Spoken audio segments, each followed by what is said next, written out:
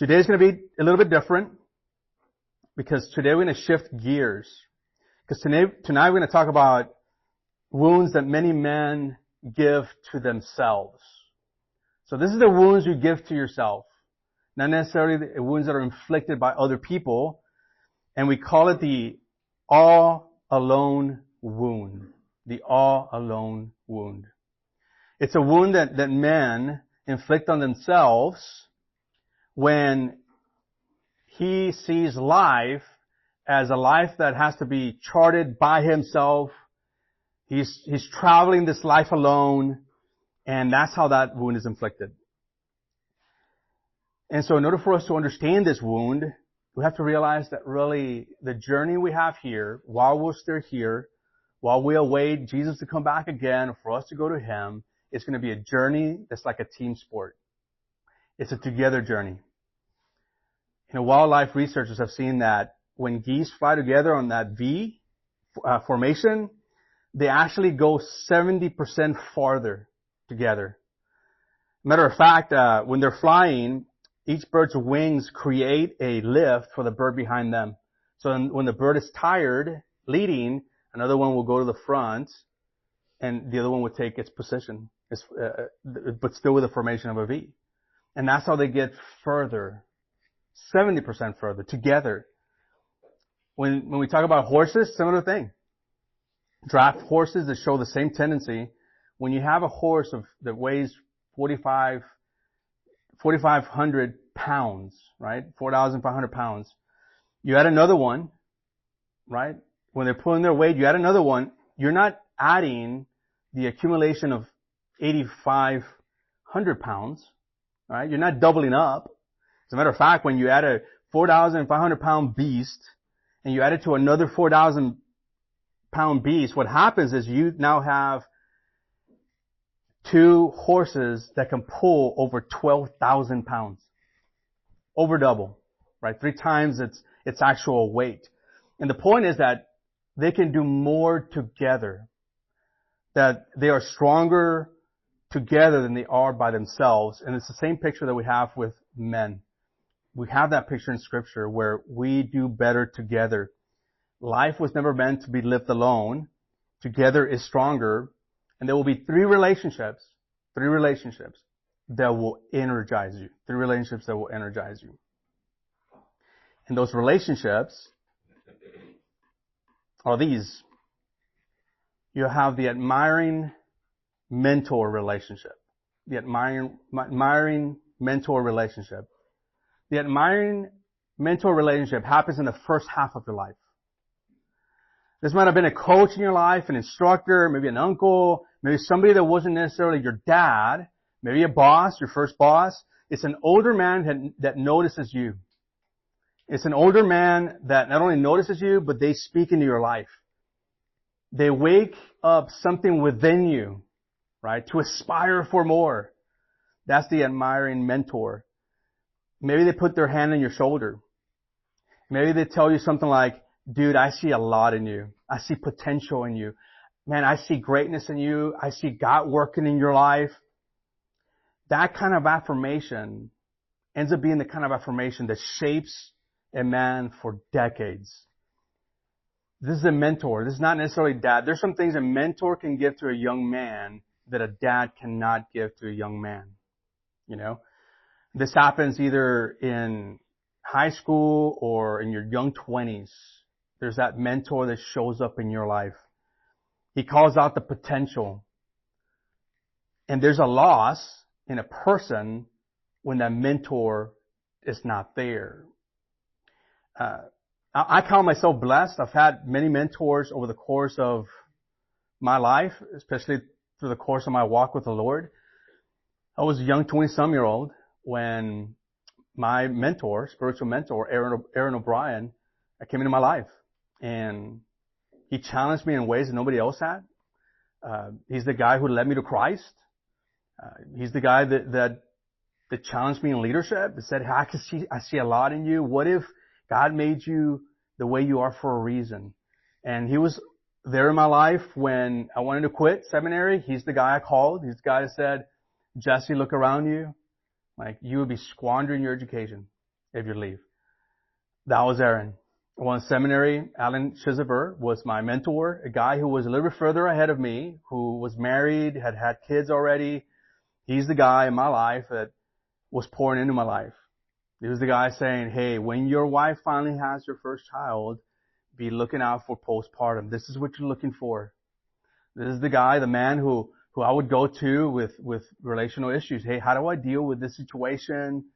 He was a decade older than I was, and so that's what God put in my life. When I was in Austin, God put another man in my life, another spiritual mentor who was several years ahead of me, who had done life already, that I was leaning into, and he was pouring in his life into me. When it came to Gonzalez, I had a mentor here. Some of you probably know who he was. Darrell McLean was my mentor at the time. And a guy who had nothing at stake. He just wanted to come alongside and just pour life experience in me and encourage. And this is my point. Like, those times were very meaningful, and I am today because of who mentored me. Now, some of you are young enough to have mentors in your life. You know, if you're in your 20s, 30s, and I would even suggest even if you're in your 40s and above, like, it's never too late to have a mentor. Oftentimes mentors come when you're younger, and that's not to say that they don't come while you're older. You're never too old to have somebody that's speaking life into you. You're never too old to have somebody that's like, yo, dude, I see something in your life. I see God working. Be encouraged. You're never too old for that. You're never too old to have somebody, at times, somebody who's younger who's like, hey, I just want to encourage you in your walk. Like, your walk with the Lord and your walk with your bride. Here's another one, the side-by-side friend. That's another relationship that is key, that will energize a man's life. This one should last for a lifetime. The side-by-side friend should be a friend that you have today and you're going to have until you're an old man on a wheelchair with a cane. This is the kind of person you want to have in your life as a friend. This is the guy you can be real with. You can take off your mask with and say, hey, this is where I'm at. This is the guy you're going to tell the truth to. This is the man that will keep your confidence. This is the kind of man you're going to go to. You're going to say, hey, what you share with me stays with me. This is the kind of man that you can unload to, and you're not scared that by doing that, he's going to go tell the wife and the church and the prayer group. This is the kind of guy that you can unload to, and he's going to hold your crap together right there. Not personalize it. He's going to be like, okay, bring it, right? He's going to be there to help you through whatever you're going through. And blessed is the person that has someone that is a side-by-side friend. And more specifically, a side-by-side friend that knows Jesus. So I think a lot of us would have like, oh yeah, I have friends that don't know the Lord and they're my buddies and I would share whatever with them and they will listen. But the question is, will they give you advice when you need spiritual advice? Right? The third energizing relationship is the needy protege. So if you have the admiring mentor, someone that's ahead of you, and you have the side-by-side friend, which is someone beside you, the needy protege is someone behind you. Every man needs an older man to learn from, a brother to walk with, and a younger man to invest in. There are people behind you that are ready to be invested in, that are looking for a mentor. And this usually shows up in the second half of your life, which is where most of us are, the second half of our lives. And if you're thinking, well, I never had a mentor, how can I mentor somebody else? It's like, you can. You can. Matter of fact, that's why you're going through this course, through this class. You're getting equipped to be the kind of man that can pour into other young men. This is the kind of older man that lives life, that's made mistakes, right? And it's not too scared to share his mistakes with you. This is when a younger man shows up in your life and you encourage that person. You believe in them. You cast wisdom into their life. One of the greatest satisfactions in the second part of life is investing in younger men. That's what Jesus did. Now, I'm not saying you're Jesus, but what I'm saying is that Jesus modeled to us what he wants us to live by, which is to mentor men that are younger. When you lift another man up, you end up lifting yourself up. So those are the three relationships that will energize you, that energize us. Without these, a man will become emotionally and spiritually poor. Emotionally and spiritually poor. Which brings us to today's wound. The all alone wound. So how do you define that? Well, here's the definition of it. The all-in-one wound, or all alone, wound, is a social, emotional, and spiritual loss caused by a lack of healthy male friendships. Social, emotional, spiritual loss caused by a lack of healthy male friendships. And it leads to three things. When there's this wound, this deficit, a man can know a lot of people and still feel completely alone, which leads to this thing, which is loneliness and discouragement. Loneliness and discouragement. Ever met the person? Man, everybody knows him, but he doesn't know anybody. That was me for many years. I knew a lot of people, but not a lot of people really knew me. All right, this is the person that knows quite a bit, but it's really going stealth. And what happens in that situation, it leads to loneliness and discouragement. He has workers and neighbors and acquaintances, but nobody really knows the person. That loneliness slowly creeps up into discouragement. So for example, if you're sitting in a church by people, but you're feeling like nobody really knows you, we're headed that direction. We're headed towards the direction of loneliness and discouragement. If you're carrying the pressure at work or home, but you keep it to yourself bottled up because there's nobody else to share it with, this is where you're at.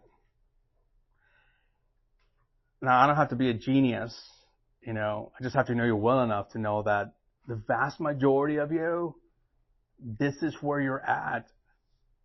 Which is part of the reason that we got spurred on to start this course and do the Biblical Manhood course.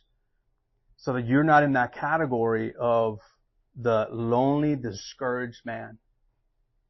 Here's the second thing that it leads to, and that is foolish behaviors and blind spots. Foolish behaviors and blind spots. When a man lives in isolation, something dangerous happens. You know what that is? He loses perspective. Alone we can talk to ourselves into anything. Without other men speaking truth into our lives, we got tons of blind spots. Tons of blind spots. And you know what those blind spots do? They stay blind. And they undercut the very life that we want to live. For example, you start thinking that your anger is justified. But there's no brother in your midst that tells you how it's damaging your family. Or your work has become your identity and you don't have a brother that's like, yo, settle down, dude. Like, you gotta put the brakes. Like, you're over investing in your work. Or you're making a risky decision, but there's no trusted person that's close enough to you to challenge you with a risky decision you're trying to make. That's a blind spot. That is a direct result of not having a brother in your midst that you can be vulnerable and truthful with. Here's a third thing that it leads to. Short-sighted masculinity. Short-sighted masculinity. When a man isolates himself, his vision shrinks. Life becomes about comfort. It becomes about success. It becomes about everything else other than Jesus and family. Instead of purpose or brotherhood or impact, it becomes more about the self. And here's the hard truth that I think we all need to hear, which is the all-alone wound is usually self-inflicted. But it doesn't have to stay that way. A simple, hey, let's go out for coffee or let's do lunch, can start a real brotherhood, or a simple, honest conversation with someone who you've got the ear of can be life-saving. One invitation to meet regularly with someone may be the very thing that you're needing at this point in your life. And here's the point. Every man benefits from the company of other men. That's the point. Every man benefits from the company of other men. And here's a big idea tonight. Every man benefits from that. And the reality is that we have the friendless American male. The friendless American male. Especially here in the U.S., it's like, we're like all about the lone wolf. I do life my way. I don't need anybody else in my life. And studies show that, especially for us Americans, like that is very pervasive. We're just loners. We'd like to be in an island to ourselves, unaccountable to anybody. For the most part, many of us know a lot of people, but not a lot of people know us. What we tend to do is tend to talk about sports, tend to talk about politics, the weather, maybe work. But do we ever really talk about things that are substantial? Do we really talk about the things that are irking our soul? Do we talk about the things that are going on inside our head and in our lives? And for many of us, the answer would be like, no, not really. Never learned how to do that. We tend to be men that struggle alone. And Scripture is really clear. Like the evil one prowls around to see who he can destroy. And the loner is the person that gets it. Here's the other thing. The significant downside to isolation is this. Because there is a downside to isolation. It's very evident, especially if you're connected. Not so evident if you're isolated. But this is what happens, the downside. There's a warped perspective on life. There's a warped perspective on life. Proverbs chapter 14, verse 12. Proverbs 14, verse 12. So there's a way or a pattern or an outlook or a viewpoint that appears to be right. Interesting that the word appears shows up. It just has the appearance of being right. But in the end, it leads to death. When a man lives inside his thinking, he loses perspective. We lose perspective. Without other men speaking truth in our lives, we become blind to our own faults. We don't even know that we have faults. For example, a guy at work knows you're cutting corners, but nobody says anything to you because they don't really know you. Or your temper at home is getting the best of you, but there's no brother who pulls you aside and say, hey, yo, dude, I saw how you were treating your wife, man, and just discreetly pulls you aside and has that conversation. Or when your priorities are drifting, everybody stays quiet. You don't get the phone call or the text. Yo, dude, I missed you, man, at church, or I missed you at, you're doing all right? When that's not happening, oftentimes because we're not connected enough. And we start losing perspective and we start getting a warped sense of perception. I've talked with all of you at some point, and I know that what I'm about to say is not the case with you guys. But have you noticed like the isolated guys? Man, they buy into all these conspiracies, man. They have all these bunkers. Hopefully that's not you guys. They have these bunkers, they're like really cautious. They have all these theories of how the government is like watching them. You're like, dude, you live on a farm in the middle of nowhere. I think your life is pretty boring, but no, they're convinced that they're being watched by Uncle Sam, Ever notice that? Of course, none of y'all are in that category. The reason I'm saying it is because I haven't heard that kind of language from you guys. But what is happening? It's a warped sense of perception and perspective. There's not another man that's like, dude, are you listening to what you're saying? Like, so here's another thing. You have loose living. Loose living. Proverbs 18 verse 1. This is the cost of isolation at times is loose living. It says, whoever isolates himself seeks his own desire. Pause there for just a second. It's not saying sometimes, in some cases, 60% of the time. No, he goes to whoever isolates himself seeks his own desires. The outcome of isolation is we start leaning into our carnal desires. He breaks out against all sound judgment. He breaks out against all sound judgment. When nobody knows what you're doing, temptation gets louder. You're on a business trip. And nobody's around. You're by yourself. Have you noticed there's tons of temptations?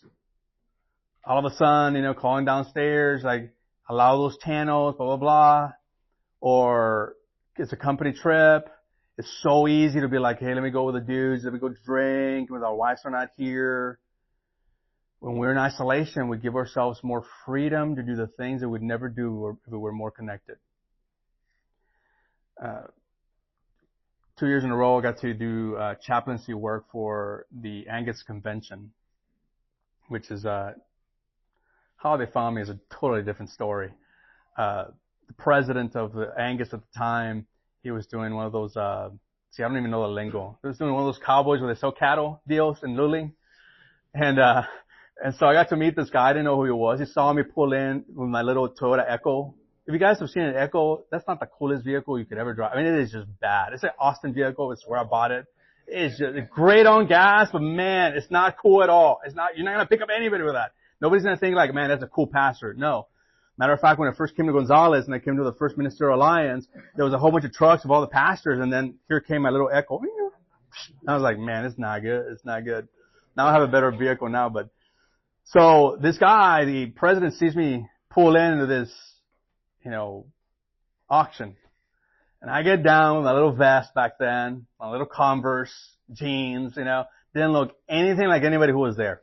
And most of you know me, been with me long enough, you know that the way I dress, it's not very cowboyish if you haven't noticed. So I walk in and they wanted me to do the prayer, so I prayed. And afterwards, the guy came up to me and was like, dude, that was pretty good. I was like, all right, well, thanks for the encouragement. And I was like, man, do you ever preach about like weird stuff in your church? I was like what? Like, snakes and I was like, no, dude, we don't do the snakes until you become a member. So he started laughing. I was like, okay. So a week later, he gives me a call. He's like, hey, I got your number. I was like, all right. It's like, I'm actually the president of Angus Convention. Man, I'd love for you to be our chaplain, for our conventions and just to speak to our staff. And I was like, sure. Great gig. The first year going, I went by myself and, man, I soon learned that there's tons of temptations. We're in far away from home, a city I didn't really know, with no accountability whatsoever. My wife knew I was there. Obviously, my family knew I was there.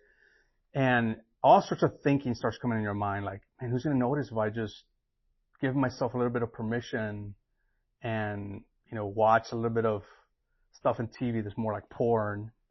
Who's going to know that? And who's going to know if I did anything, Now, I didn't do anything. But the second year, I spoke with Alan, who was the president. I said, dude, when I travel, I like to have somebody with me. I was like, what do you mean? It's like, I like to have my mentor there with me, and if that's okay. And if it's not, I'll pay for his way, not a big deal. It's like, nah, dude, I respect that. You can bring somebody with you. But the reason I brought, actually, Aaron O'Brien, my mentor from college, the reason I brought him is so that there could be accountability, so that we could encourage one another. We weren't going to be watching stuff or doing stuff that would dishonor the Lord. And this is my point. That when we're by ourselves, we're more likely to explore things that we would never explore if we had other set of eyeballs looking into our lives. And I'm not saying they go with you on a trip, but maybe a dude knows that you're going on a trip and you know that when you come back, he's going to be like, so how'd it go? And he may ask you uncomfortable questions. And you know that. So when you know that, you tend to do everything in your power to live in accordance to God's will. When you don't have a friendship that you can speak with, all of a sudden a little bit of flirtation at work becomes a little bit more, and we blur the line. But when you have a dude that's speaking into your life, is that dude that's like, hey man, I'm noticing that the way she's reacting and responding when you guys get into this scene. And this is my point. Everybody does better when you have somebody else in your life that can speak truth in your life. Here's another thing. Loss of motivation for the noble things of life. Isolation results in loss of motivation for the noble things of life. In other words, you don't have somebody in your corner anymore. When you celebrate the right things, you need somebody in your corner that's like, yeah, man, you did it right. That was good. When you do something good with your family, with your kids, like, yo, dude, that was amazing. That was awesome. I like how you did that. Somebody that cheers you on when you do something well with your spouse, you're like, dude, that was awesome. You know? You took her where? Man, that's amazing. That's awesome, you know? Being able to have somebody in your life that's like can encourage you in your wins. That can celebrate about you leading faithfully in your family. Because the noble things of life rarely get applause. Have you noticed that? When was the last time somebody said, man, that was awesome, dude. I like the way you did that. Oh man, the way you treat your wife, dude, that's so encouraging. Oh man, the way you connect with your kids, dude, man, how do you do that, you know? When was the last time somebody came into your life and spoke life into your life, right? That celebrated with you. Then when you said, dude, I'm praying, for 5 people, they're not like, what's that for? But rather they're like, dude, that's awesome. Can I do that too? Or man, attaboy, that's pretty cool. You've been faithful there. That's awesome. Everybody needs somebody that's in the corner of your ring, which is called life, right? Here's number 4, loss of opportunities for transparency. When you're doing life alone, you don't have as many opportunities to be transparent. Every man needs to be known. Because when someone understands you, you feel honored, you feel respected, and you feel loved. And without transparency, men tend to drift towards discouragement, depression, and danger. So you're carrying something heavy, but you have nobody you can be honest with. That's what ends up happening. You don't have a place of transparency. You're struggling in your marriage, but you keep it to yourself because you dare not tell that to another dude. You don't have enough relational bandwidth. Or you're losing motivation spiritually, but nobody around you that notices, that says, hey man, I've noticed that, man, your language has changed. Not calling you out, not judging you either, but from a loving place, like, dude, I've noticed that. What happened, man? You got that new job and now you're disconnected and man, we miss you, dude. That person is like, dude, how's your walk with the Lord? How's your walk with the Lord? You might be thinking at this point, that was never done with me. Well, guess what? You get to do it with others and learn with other people and figure it out along the way. This is what Scripture has to say. Proverbs 27:17. If at some point you haven't underlined that one, circled it, or put a little indentation there in your Bible, it's going to keep on coming up. Proverbs 27:17. It's an iconic passage for men's group. As iron sharpens iron, so one person sharpens another. Have you noticed that God has designed you to grow together and it's not a very pleasant experience? Since when does 2 metal swords clashing with one another become comfortable? Right? Just picture the whole idea and imagery of two swords clashing. Just the fact that I'm saying clashing with one another. There's sparks coming out. And yet that clashing with one another is what makes it sharper. It makes it better. I'm not saying you should be in a friendship with somebody that's like putting you down like a military guy, like, you suck, man, come on, do it. And that's not what I'm saying at all. But life in general, when there's a drift, there's going to be some clashing. If you're in a relationship with another dude, a friendship that is keeping you accountable. God designed us to grow stronger with other godly men that we get close enough with that will challenge and shape us. Proverbs chapter 18 verse 24. Proverbs 18:24. This is going to be challenging for some of you because some of you, you're going to realize that the friendships you do have, maybe you need to push them out of the inner circle and more into the second layer circle. And this is why. Tell me who you hang out with and I'll tell you where you end up. Tell me who you hang out with and I'll tell you where you end up. Check this out. Proverbs 18:24. One who has unreliable friends soon comes to ruin. But there is a friend who sticks closer than a brother. Not every friend you have is a real brother. But the one that's loyal, who knows and who shows up for you because he knows you well enough, is worth more than a crowd. The unreliable friend is a friend that's like, yeah, I'll be there. And you're like, that friend never shows up. And I'm not saying that you gotta drop that friend. What I'm saying is like, there's wisdom in saying, hey, like, I need to have a friend that actually is faithful and reliable, who shows up, who speaks truth into my life, Otherwise your perspective is shaded. Ecclesiastes 4:9-10. Ecclesiastes 4:9-10. Two are better than one. That almost makes sense, right? Like, okay, duh. Sometimes we need to hear it. Two are better than one. Because they have a good return for their labor. If either of them falls down, this is why it's important. Two is better than one. If either of them falls down, one can help the other up. God built man so that we're better together. Because when one man stumbles, another brother is there to help him back up. Do you have that kind of friend? That's like, it's time to get up. When you're having a pity party, which we all do at some point, the other friend is like, okay, it's time for us to move on.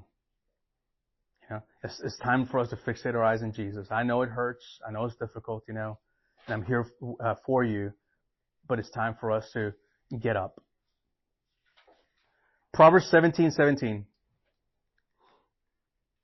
Proverbs 17:17. It says, a friend loves at all times, and a brother is born for a time of adversity. God has designed it as such that brotherhood gets revealed when there's adversity. It's when life is a mess, when the crap hits the fan, who's still there? Helping you clean the mess.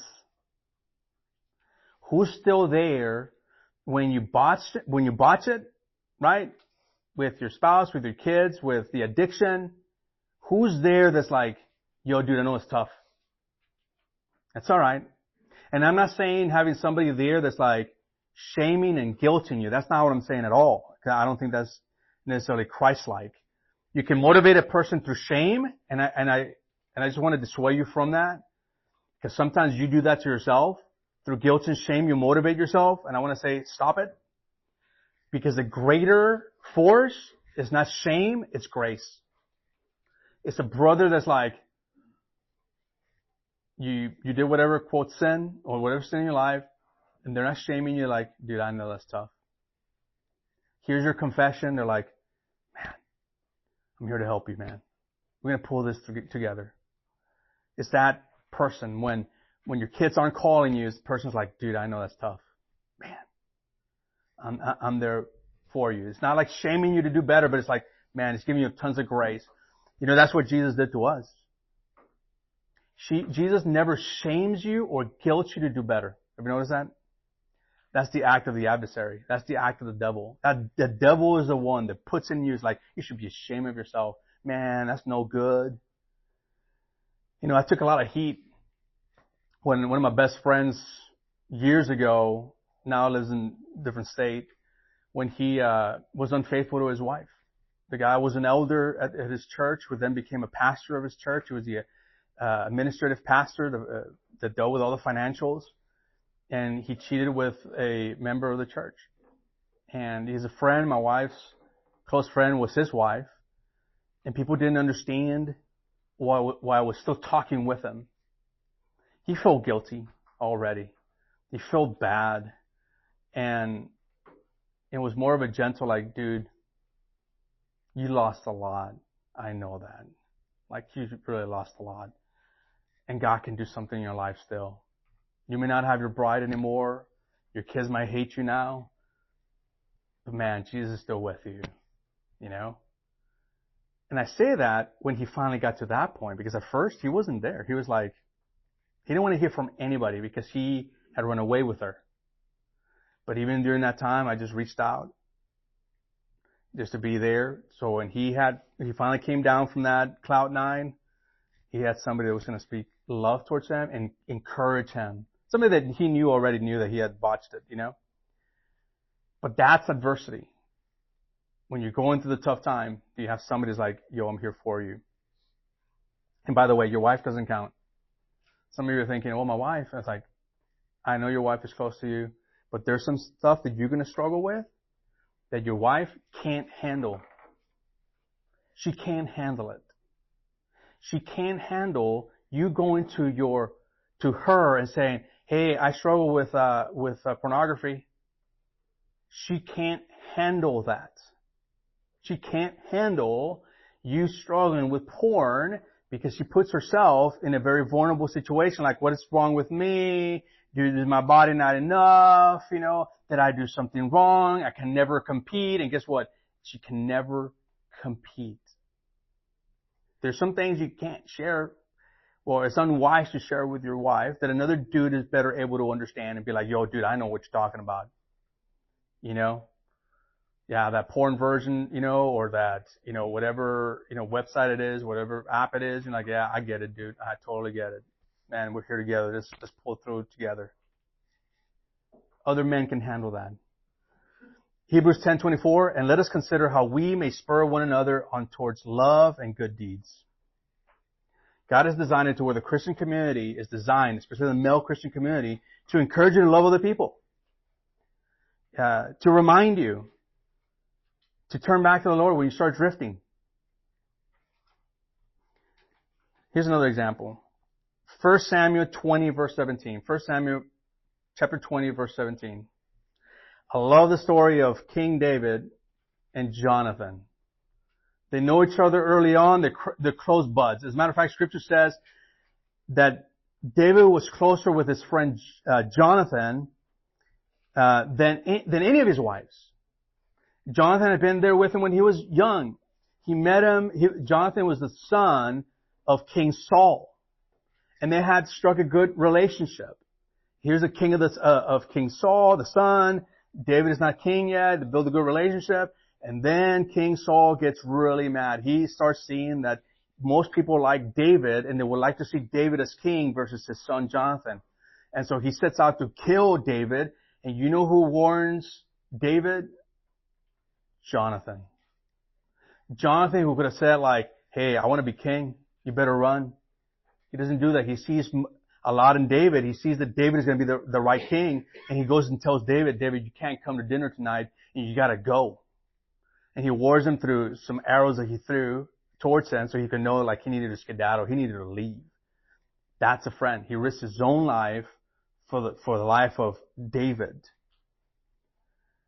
In verse 17 it says, Jonathan had David reaffirm his oath of love for him because he loved him as he loved himself. Real brotherhood means standing by a man, protecting the bond, and choosing loyalty even when life gets complicated. And let me tell you something, that's not gay. That's not gay. Why do I say that? The gay community will use this passage, this relationship, to say that King David was a homosexual guy and Jonathan was his lover. There's nothing in Scripture that indicates that. So what does it mean then? It means that God has designed both you and I to have these relationships with one another, where we stand with one another, we protect each other's integrity, and we choose loyalty with one another. Right? Because life is a team sport. So what can you do? Here's a couple of things that we all can do. First of all, learn the 3 keys to friendship. These are the 3 keys of friendship. First one is loyalty. Real friends stick around in good times and during the hard times. The second thing is faithfulness to shared values.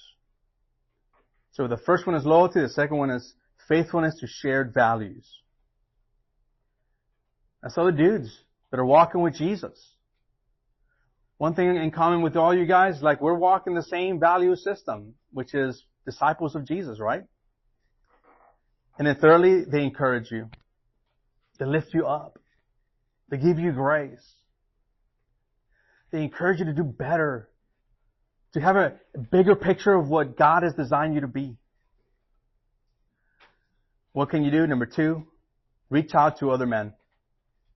This one takes courage, and it takes you being proactive to reach out to other men. To invite another dude to, hey man, you want to do lunch? We have something in common. Or, hey, you want to,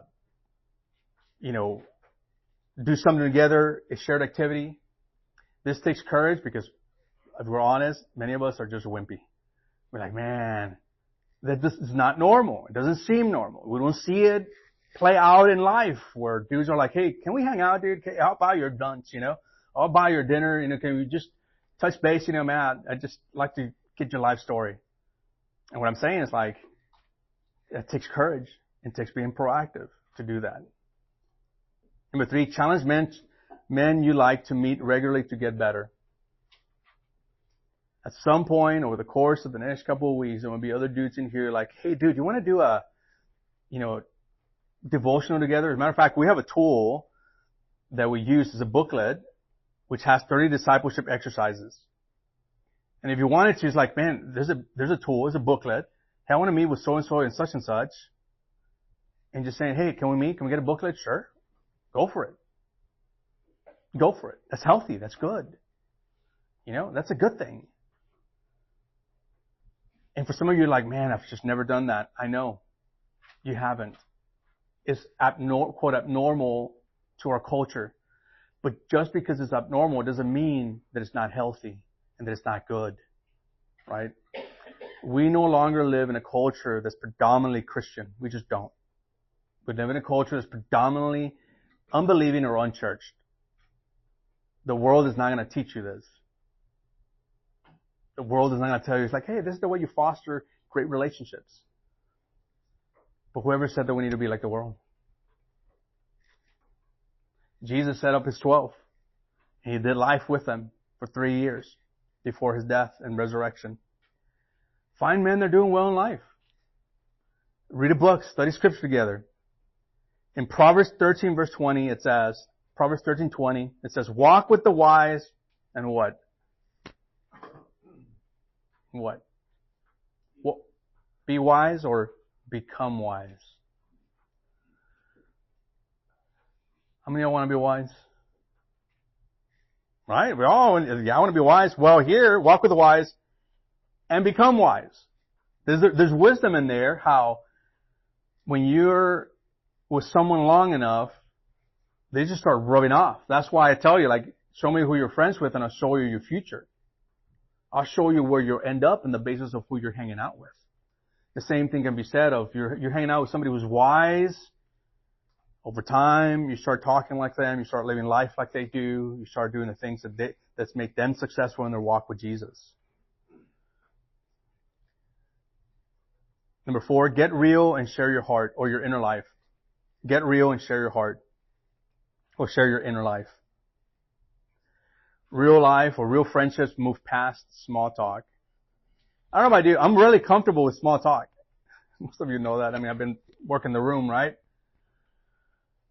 But deep stuff, like real, like struggles, and I try to be an open book, even from stage, I try and just lay it out there, It's easier to do shallow conversations. It's way tougher to be like, no, I'm going to go deep, I'm going to like lean in and just kind of share and see what happens, It's okay to do that. Eventually, you should be talking about fears and failures and struggles and wins and successes and aspirations and your walk with Jesus, That's where real brotherhood begins. I love to have a culture here at this church where one of our first questions to one another was like, what's up, man? Hey, how's your walk with the Lord? Maybe not the first one yet, right? But you had enough friendships where you're like, how you doing? Man, that's awesome. How's your walk with the Lord? And that's normal part of our vocabulary. We shouldn't have to wait till college. I send off my kids to college and, they get connected to a Christian organization and they kind of learn how to do that. I'm like, no, what would it look like if we're that community? But I've never seen it. I know. Disciples have never seen what it meant to follow Jesus. Disciples have never seen what it meant to walk in the way of Christ. Right? That's where faith comes in. Number 5, enjoy life together. Enjoy life together. Now, let's be honest. Most of us bond over activities. That's in part what we do, the burger night. That's why, we're going to have rubber guns and, to try and learn how to disarm other people that may never come to our house to attack us, but we'll be having fun. Hopefully none of you will break an arm or a wrist or a hand, And if you do, I'll have you send a waiver form before we do that. But part of the reason is so we can get to know each other, have fun, laugh a little bit, do life together, have shared experiences. I want to challenge you to reach out to someone this week. It's going to sound weird. It's going to feel weird. I know that. But I want to challenge you to do that. Begin the process. You don't have to be all weird about it. We can just start with a text or conversation, or next time you see the person, like, hey, you want to do lunch? On me. And by on me, I don't mean like on me. It's like on you to somebody else. I'll take those, by the way. I better not be getting a whole bunch of invitations. I better not be your only guy you're contacting, by the way. Contact somebody else. Contact someone. Get to know each other. Of course, this might not happen tonight or the next couple of days, but after a couple of weeks, there ought to be somebody in here that you relate with, that you can do that with. Let me open up some time here with you guys, with you men. Anything that stands out above anything else, anything that the Lord taught you.